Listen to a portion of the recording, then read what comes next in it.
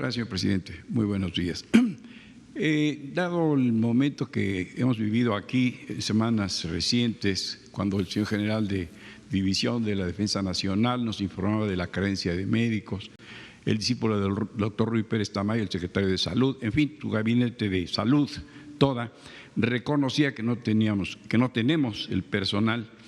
Viene a cuento esto porque el doctor Ruy Pérez Tamayo, uno de los profesores y formadores del doctor Alcocer, ha pugnado siempre porque ningún recorte en tiempo de crisis, el primer recorte es a la educación y a la ciencia. Y ha ocurrido siempre que no llegamos a los márgenes para formar buenos investigadores, quienes siempre dicen, somos muy buenos, hacemos investigación de frontera, pero nuestra masa crítica es pobrísima, no hay recursos. Esto nos revela en este preciso instante que no se ha invertido adecuadamente en ciencia. Dentro de todo esto que hay que reestructurar y que le preocupa, señor presidente, no está ahora sí dotar a la ciencia, al saber, de una política que no tenga ninguna variable, ninguna variación y que vaya en el sentido de formar esos cuadros que la ciencia y el saber siempre le darán más al país, según el propio Pérez Tamayo, Cumate, en fin, una serie de… Esa sería la primera pregunta, señor presidente. Sí, Miguel, como parte de la desatención a todo el sistema educativo, en este caso al nivel superior, al nivel universitario, las especialidades y desde luego la ciencia, la tecnología, pues ahora estamos padeciendo. Hablábamos de que no se tienen los médicos que requiere el país, pero la carencia mayor, el déficit mayor está en los especialistas. Y frente a la pandemia, al coronavirus, tenemos muy pocos especialistas en terapia intensiva. Hablaba yo que nos han informado los médicos que conducen esta estrategia que contamos con alrededor de 1,000 especialistas en terapia intensiva y que requerimos en una situación crítica, vamos a necesitar hasta 10,000. De esas dimensiones es el fracaso de la política neoliberal.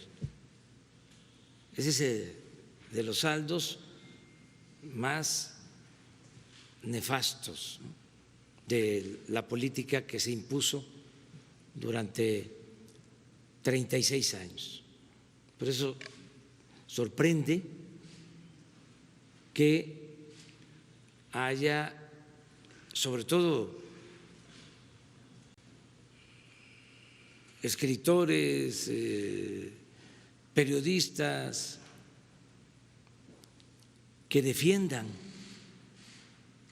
el modelo neoliberal, a pesar del evidente fracaso, porque pues esto no es nada más un asunto ideológico o político, es de juicio práctico. ¿Por qué no tenemos los médicos? ¿Por qué no tenemos los especialistas? Lo mismo en el caso de la ciencia. Ahora el CONACYT está ayudando mucho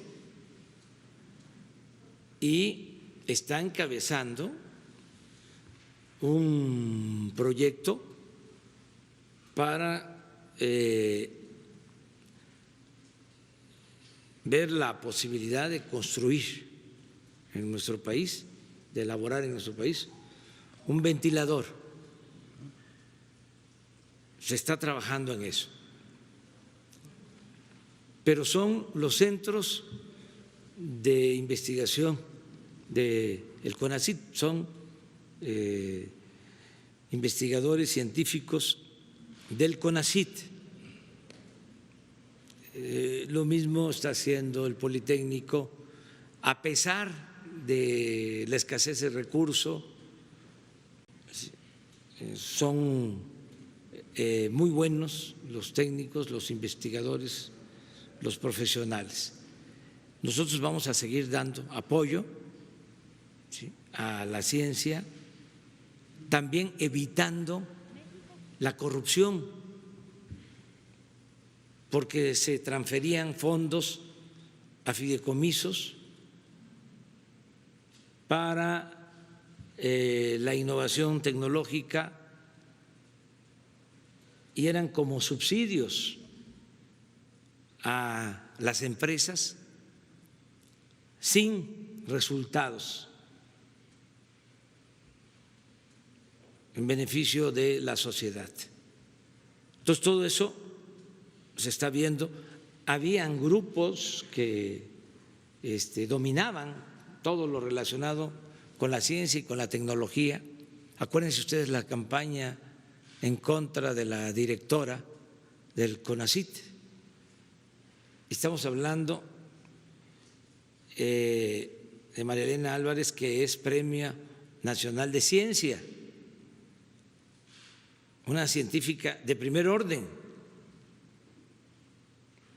Ahí llegó a estar de director un dirigente de un partido político. Ahora es una científica, además honesta, con dimensión social. Hubo toda una campaña en contra de ella. Entonces sí, Miguel, estamos destinando recursos con ese propósito. No van a faltar los fondos. Les quiero aclarar, qué bien que tratamos este tema. Ahora que se tomó la decisión de recoger los recursos de los fideicomisos y de los fondos, en el caso del CONACYT habían 64 fideicomisos. Y como el decreto es que se concentran en Hacienda todos los recursos, pues preocupada la directora del CONACYT me escribió para decirme que ellos estaban ya haciendo un esfuerzo para concentrar y eliminar fideicomisos que no tenían ninguna utilidad pública, pero que le preocupaba que se quedaran sin recursos, más ahora que están necesitando estos fondos para la elaboración del ventilador, que va muy avanzado. Yo espero que podamos pronto dar una muy buena noticia, que sería algo concebido, creado, inventado en México, construido en México por científicos mexicanos. Todavía no podemos decir que ya se va a lograr el poder tener este tipo de ventilador, porque está en prueba, pero ya está pasando las pruebas, ya va bien, pero nos faltan, según la directora del CONACYT, 10 días más para poder saber. Bueno, cuando me dice que tienen 64 fideicomisos, me dice también, con la honestidad que le caracteriza, es que con 2 podríamos tener los fondos. Hay una parte de la nota que me dice, es más, creo que con uno. Desde luego, el secretario de Hacienda tiene instrucción para que no falten los recursos a CONACYT ni a ninguna institución. Pero lo que quiero dejar de manifiesto es cómo habían estos instrumentos sin control que se creaban para manejar dinero de manera discrecional. Todos tenían sus guardaditos. Entonces, lo que estamos haciendo ahora para no endeudarnos es saber con qué contamos y cómo Hacienda